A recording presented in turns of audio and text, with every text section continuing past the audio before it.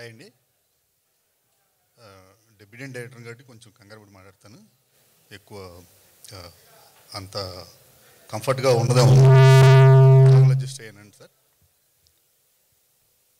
ఈ కథ శివగారు చెప్పినప్పుడు కథ పాత్రలో ఇన్నోసెన్సీ ఉంది గోపాల్, కథలో నిజాయితీ ఉంది,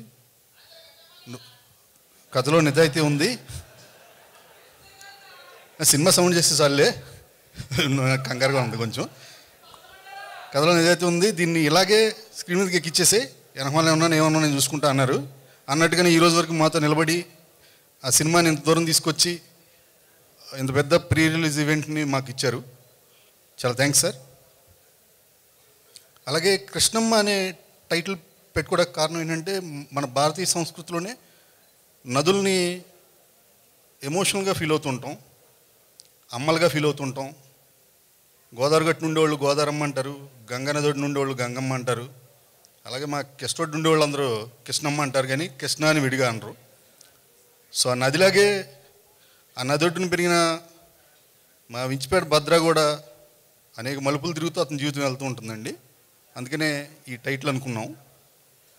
సో ఇదంతా రేపు మే 10 తర్వాత మీరు చూశాక, అంటే కొన్ని కళ్ళతో చూసి ఆస్వాదిస్తే వచ్చే ఫీలు మాటల్లో చెప్తే పల్చన అవుతుందేమోనని ఎక్కువ మాట్లాడతలేదు.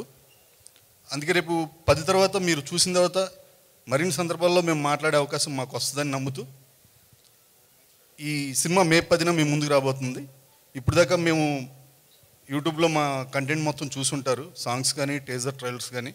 అందులో ఏమాత్రం హానెస్టీ కనిపించినా దయచేసి రేపు సినిమాకి వచ్చి చూడండి, నచ్చిన వాళ్ళందరూ. థ్యాంక్ యూ అండి. Thank you so much.